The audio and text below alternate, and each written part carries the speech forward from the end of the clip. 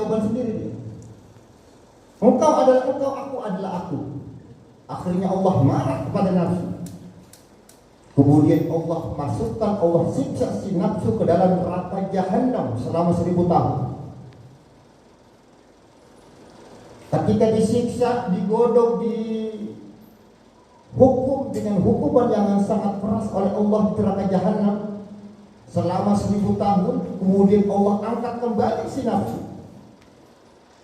Ketika diangkat, kemudian Allah bertanya kembali kepada si nafsu, ya nafsu, man anta wa man ana.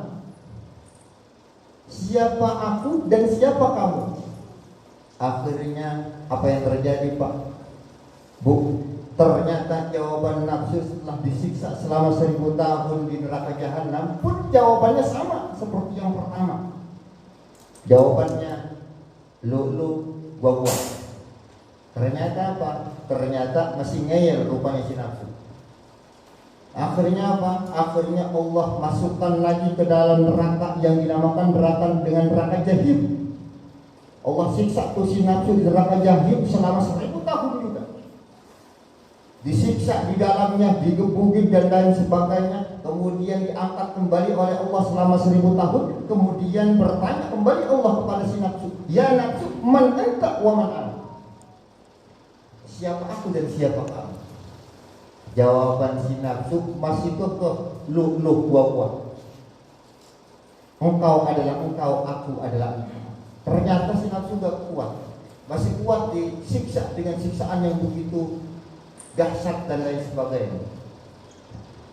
Akhirnya Allah menyiksa si nafsu dengan pilihan yang ketiga, yaitu Allah masukkan si nafsu ke dalam neraka ju. Neraka ju. Ju itu artinya lapar. Alladzi at'amahu min ju'in wa amanahu min khawf. Allah masukkan si nafsu ke dalam neraka ju. Kemudian Allah tidak siksa di dalamnya, akan tetapi Allah tidak berikan makan dan minum si nafsu di dalamnya selama 1000 tahun.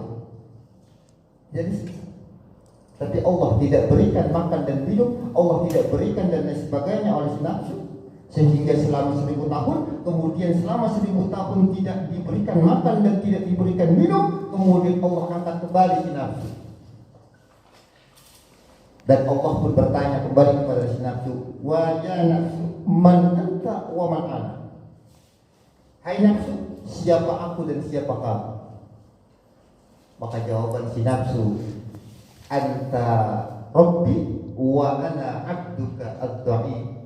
Ya Allah, engkau adalah Tuhanku dan aku adalah hambamu yang lemah. Ternyata apa? Ternyata nafsu gak kuat, Pak. Nggak kuat untuk melawan apa? Melawan makan dan minum, melawan lapar dan dahaga. Sehingga apa? Sehingga Allah wajibkan kepada kita kutiba alaikumus yang untuk melakukan puasa. Tujuannya adalah la'allakum tattaqun, agar kita menjadi orang-orang yang bertakwa. Dengan apa? Dengan kita melawan hawa dan nafsu dari makan, minum, jima dan lain sebagainya. Maka jelas dari riwayat ini Allah mewajibkan kita untuk melawan hawa nafsu itu melalui kita berpuasa di dalam bulan suci Ramadan. Mudah-mudahan shaimin wassaimat, kita semuanya yang berpuasa pada hari ini, di hari yang ke-18, mudah-mudahan kita amal ibadah kita semuanya lebih senantiasa diterima oleh Allah Subhanahu wa taala. Amin ya rabbal alamin. Bapak Ibu jamaah yang dimuliakan Allah Subhanahu wa taala. Dalam sebuah hadis yang lain Rasulullah sallallahu alaihi wasallam menjelaskan, "Kam min shaimin laisa lahu min siyamihi illa al-ju' wal 'atash."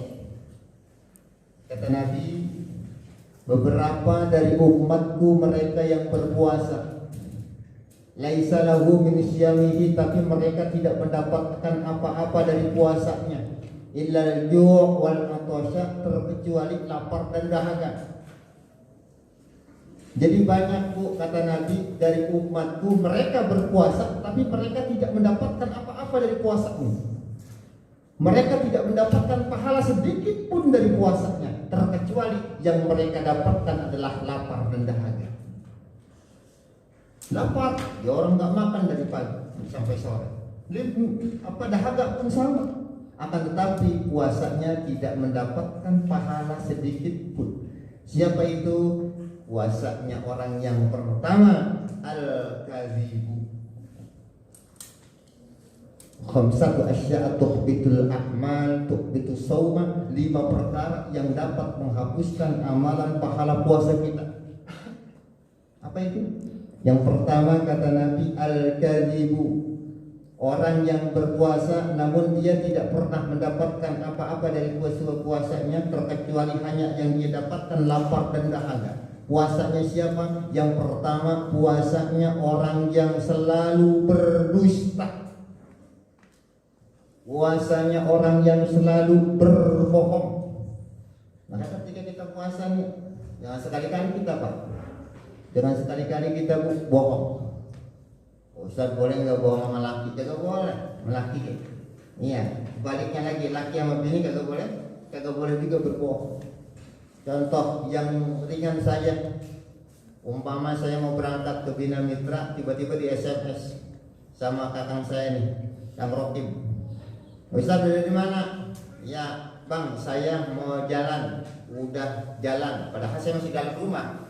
Saya balasnya begitu di SMS. Maka saya sudah berbohong sebetulnya. Pada sesungguhnya hakikatnya saya sudah berbohong. Maka dengan itu, maka pahala puasa kita tidak akan pernah mendapatkan pahala yang sempurna, kata Nabi. Al-kadzibu, puasanya orang yang berdusta, puasanya orang yang berbohong. Maka yang pertama adalah golongan orang yang tidak pernah mendapatkan apa-apa dari puasanya terkecuali hanya lapar dan dahaga. Kemudian yang kedua, siapa sih orang yang tidak mendapatkan pahala puasanya? Yang kedua adalah orang yang berpuasa namun dia wal ghibah, membicarakan aib orang lain. Ghibah, puasa jalan ngerupik oke, puasa jalan ngumpul ngeriung ngomongin laki, jalan terus. Puasa jalan gosip jalan. Nah ini orang yang puasa jalan ngegosip jalan, mereka puasanya hanya yang mendapatkan lapar dan dahaga doang, tidak mendapatkan pahala sedikit pun dari Allah. Laisa lahum min siyamihi illa al-ju' wal 'athas, tidak mendapatkan sedikit pun dari apa-apa yang mereka puasakan terkecuali hanya lapar dan dahaga yang mereka dapatkan. Puasanya orang yang ghibah, orang yang membicarakan aib kejelekan orang lain. Ghibah itu asal katanya goba. Goba yagibu gibatan. Goba artinya apa? Artinya goib. Goib itu artinya nggak ada. Makanya kalau baca di absen Muhammad Rokib goib pak, berarti goib nggak hadir, berarti kan gitu, nggak ada gitu. Umpamanya Pak Raji hadir kan begitu, atau hadiroh kan begitu. Goib berarti nggak ada. Goba berarti goba itu nggak ada. Artinya apa? Artinya yang dibicarakannya tidak ada. Kalau saya membicarakan si A kepada si B, si A-nya tidak ikut hadir di dalamnya. Itu namanya goba. Itu namanya ghibah. Tapi kalau saya membicarakan aib orang lain, orang yang saya bicarakan ada di tempat, itu namanya bukan ghibah namanya. Itu namanya ngajak berantem. Orangnya di depan kok dia ngomongin jelek-jelek, anda saya. Itu ngajakin berantem namanya. Nah, jadi ghibah. Makanya hati-hati dengan ghibah, Pak. Hati-hati dengan ghibah, Bu. Ya. Dengan gosip, dengan membicarakan aib orang lain, maka pahala puasa kita tuhbitul a'mal, tuhbitus shawma. Allah hapuskan, Allah leburkan, Allah hancurkan pahala puasa kita. Makanya puasa orang yang ghibah, mereka adalah orang-orang yang merugi, tidak pernah mendapatkan amalan dari puasanya terkecuali hanya lapar dan dahaga. Yang ketiga, Nabi mengatakan orang yang puasanya hanya mendapatkan lapar dan dahaga adalah orang yang wan namimat. Siapa itu? Orang yang puasa namun dia mengadu domba. Orang yang berpuasa namun dia memfitnah. Orang yang berpuasa namun dia membuat perselisihan di antara satu dengan lainnya. Namimah, mengadu domba, memfitnah, sehingga terjadi pertikaian, terjadi pertengkaran, terjadi perselisihan di antara dua belah kelompok dengan sebab kita adu domba, kemudian terjadi perselisihan dan sebagainya. Maka yang ketiga ini, mengadu domba atau namimah, ini dapat menghapuskan, meleburkan, menghancurkan amalan pahala puasa kita. Pertama, berdusta. Pertama, bohong. Yang kedua, ghibah, gosip, membicarakan aib orang. Pak Ustaz, kalau yang diomonginnya yang baik-baik saja boleh atau tidak? Boleh. Kalau yang baik-baik namanya bukan ghibah. Kalau saya ngomongin kakang saya, Kang Rocky, umpamanya wah Rocky ini orangnya ganteng banget, pemanu lah, lebih banget, lebih begitu. Itu bukan ghibah namanya, Bu. Itu namanya muji gitu ya. Hamdul hadis alal hadis, hamdul hadis alal hadis, saat makhluk memuji kepada makhluk. Muji makhluk kepada makhluk itu hakikatnya lillahi rabbil alamin, akan kembali kepada Allah. Makanya puji itu ada 4 jenis puji. Hamdul qadim alal qadim, hadis alal qadim alal qadim, hadis alal hadis. Maka ketika saya muji kepada makhluk yang lainnya, maka disebut dengan hamdul hadis alal hadis lillahi rabbil alamin. Semuanya akan bermuara kepada Allah Subhanahu wa taala. Itu.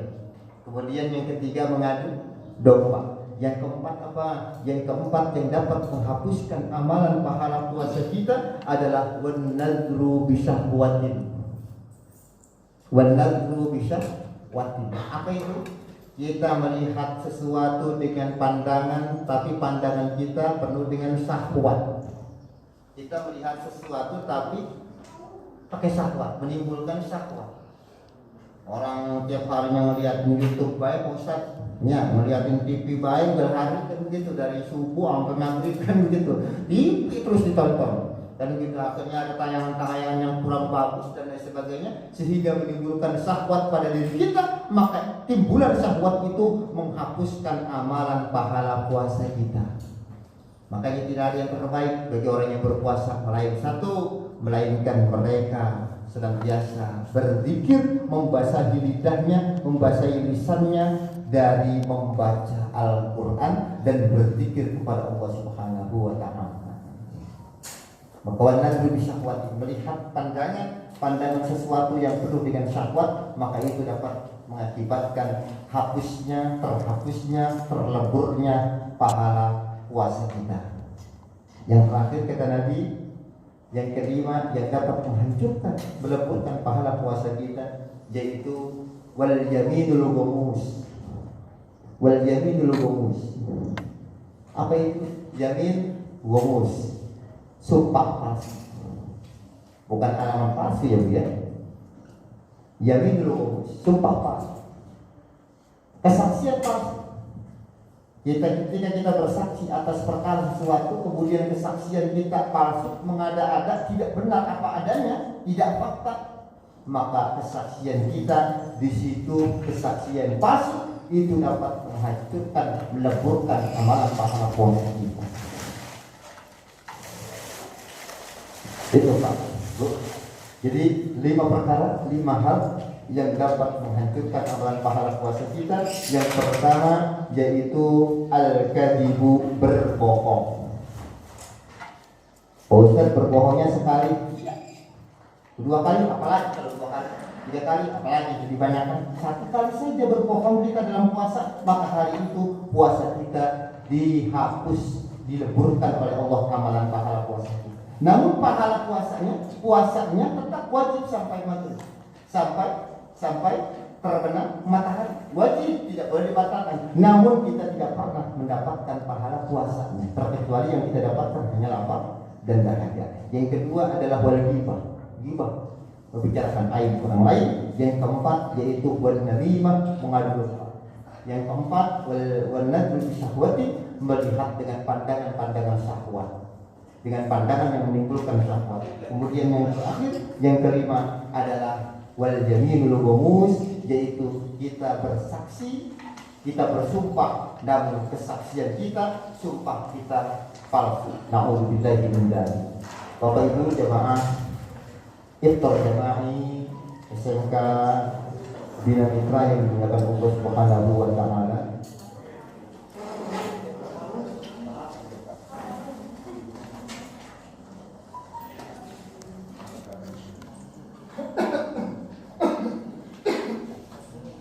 Bapak Ibu jamaah yang dimuliakan Allah Subhanahu wa taala, saya cuma ingin menyampaikan, ada waktu sedikit lagi. Ada beberapa kekeliruan sebetulnya di dalam kita sesuatu yang boleh dikatakan hal-hal yang berkenaan dengan puasa, yang sudah banyak terjadi di masyarakat saya lihat itu terjadi kekeliruan. Di antaranya pertama, saya hanya ingin meluruskan saya. Ketika kita berbuka puasa, maka doa yang kita baca, Allahumma aqasumtu wa bika amantu wa ala rizqika aftartu bi rahmatika ya arhamar rahimin. Ada dalam redaksi yang lain yang lebih sahih apa? Zahabat zama'u wa bakallatil umru wa sabata ajaru insyaallah. Atau dengan redaksi yang lain mungkin kan dari hadis atau apa. Pak, Bu, saya ingin tanya. Ketika kita mengucapkan zahabat zama'u, Allahumma lakas itu doa mau berbuka atau setelah berbuka? Setelah. Mau berbuka? Setelah berbuka? Setelah. Mau, ada yang mau, ada yang setelah. Ini masalah kan? Hah? Gak nyaman. Gitu. Jadi dua-duanya dipakai.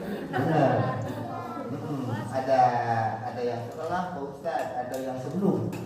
Nah ini, jadi perlu saya klarifikasi, Bu. Kalimatnya zahabal goma. Zahabatnya kalimat fi'il madhi. Fi'il madhi itu artinya yang sudah telah berlalu. Zahabal goma telah hilang. Zahabat telah hilang. Apa yang telah hilang? Dahaga. Berarti telah hilang. Kalau telah hilang berarti sesudah minum atau sebelum minum? Kalau sesudah berarti sebelum doanya, sebelum minum atau sesudah minum? Berarti bismillahirrahmanirrahim, kita minum dulu baru doa. Zahabat zama'u. Jadi yang benar siapa? Setelah. Yang benar yang tadi. Semuanya benar insyaallah. Ya, iya Bu ya? Pak Ustaz pakai Allahumma lakas sumtu umpamanya, pakai redaksi itu pun sama. Sumtu itu kalimat pilihan. Sumtu sunnah. Soma sumtu sunnah. Kami berbuka. Kami telah berpuasa. Ya kemudian kamu kan belum berpuasa, kan belum dibatali. Makanya dibatali. Wa bika ala Allahumma lakas sumtu wa bika amantu ala rizqika aftartu. Aftartu itu kalimat pilihan juga. Dan atas rezekimu aku telah berbuka, kan belum buka lunya, kan gitu, makanya buka dulu baru doa, kan gitu. Iya, dan atas rezekimu ya Allah, aftartu aku sudah berbuka, aku belum diminum, kan gitu, makanya diminum dulu baru aftartu, kan gitu. Makanya kalimat yang betul ketika berdoa nanti, bismillahirrahmanirrahim, kita minum sedikit dengan yang manis-manis sunnahnya, dengan korma sunnah Pak Ustaz. Ya korma sebetulnya sunnah itu bukan dengan korma Pak. Sunnah itu berbuka itu dengan yang manis-manis. Kalau kita di sana, kalau di Arab adanya korma. Kalau kita rambutan pakai kita, besok gitu. Rambutan gitu ya. Gak apa-apa. Yang penting yang manis, yang manis-manis. Apalagi dengan korma, kan gitu ya. Jadi itu intinya. Jadi doanya setelah berbuka. Paham ya? Terus yang kedua Bu, banyak kesalahan juga nih dalam niat, mohon maaf, redaksi niat itu biasanya kita mengucapkan kalimat nawaitu shauma ghadin an adai fardhi Ramadan hadhihi fardhu lillahi. Bu, yang saya pengen tanya, Ramadhana dan Ramadhani, kalimatnya yang tepat itu Ramadhana atau Ramadhani? Yang biasa ibu baca apa? Ramadhana. Bu, saya jelasin dikit ya. Saya jelasin dikit biar paham. Bu, kalimat Ramadhana itu kalimatnya isi buwain sorry. Paham? Kagak Pak Ustaz, beda green bag. Iya, paham ke mau kagak kek? Iya, saya mau jelasin doang. Bu, Ramadhana itu kalimatnya isim ghair munsharif. Kalau kata bahasa ilmu nahwu, isim ghair munsharif itu jernya dengan fathah, betul. Tapi selama apa? Selama tidak diidofatkan dan terdapat alif lam. Mana dalilnya? Wa jurra bil fathati ma la yansharif ma lam yudaf aw yakub ba'da al-qadib. Kalau isim ghair munsharif itu Ramadhana itu isim ghair munsharif. Ya, isim yang tidak bisa ketasrif. Tapi ketika dia dalam kondisi mudhaf dan kondisi ada alif lam, maka jarnya tetap dengan fathahnya dengan kasrohnya, jarnya dengan kasroh. Maka kalimat yang betul adalah nawaitu shauma ghadin an ada'i fardhi syahri ramadhani. Bukan Ramadhana. Ustaz yang sekarang kan yang masuk Ramadhana, terserah. Saya cuma menyampaikan. Itu kan kagak puas datang ke rumah, bawa beras bukan kan? Kan gitu, sama yang muka ketiga. Allahu Akbar, Allahu Akbar, Allahu Akbar, Itu terdapat banyak kekeliruan di dalam kita bulan Ramadan ini. Gitu, di antaranya satu berbuka tempatnya, yang kedua penempatan niat, dan masih banyak yang lainnya berkenaan dengan tarawih dan lain sebagainya. Bapak Ibu jamaah yang dimuliakan Allah Subhanahu wa taala, yuk kita doa. Kita doa ya. Kita doa kepada Allah, bermunajat kepada Allah, mudah-mudahan kumpul kita, iftar jamaah kita, buka bersama kita pada hari ini selalu senantiasa mendapatkan keberkahan, mendapatkan ampunan, mendapatkan fitrah rahmat dari Allah Subhanahu wa taala. Al-Fatihah. Alhamdulillahirabbil alamin arrahmanir rahim maliki yaumiddin. Iyyaka na'budu wa iyyaka nasta'in ihdinas siratal mustaqim. Siratal ladzina an'amta 'alaihim ghairil maghdubi 'alaihim waladdallin. Ayatnya dibacakan juga. Ayatnya belum ada. Makanya kan kita nanti dahabat mau kan kita baca kan ini dulu. Ini sudah sesuai aja kan nanti nih. Makanya saya ceramah sampaikan isinya, diamalkan. Nanti Allahumma dahabat mau belum minum lagi. Gitu. Nanti kita praktekkan. Iya, yang manis-manisnya enggak ada ya. Udah, enggak ada yang manis-manis, tawar-tawar. Yang penting buka. Iya.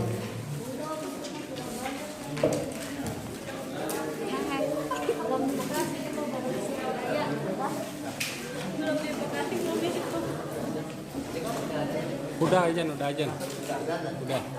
Baik, Bapak Ibu yang dimuliakan Allah Subhanahu wa taala, waktu berbuka telah tiba. Waktu berbuka telah tiba. Yuk kita praktekin apa yang saya sampaikan tadi. Kita bersama baca basmalah. Bismillahirrahmanirrahim.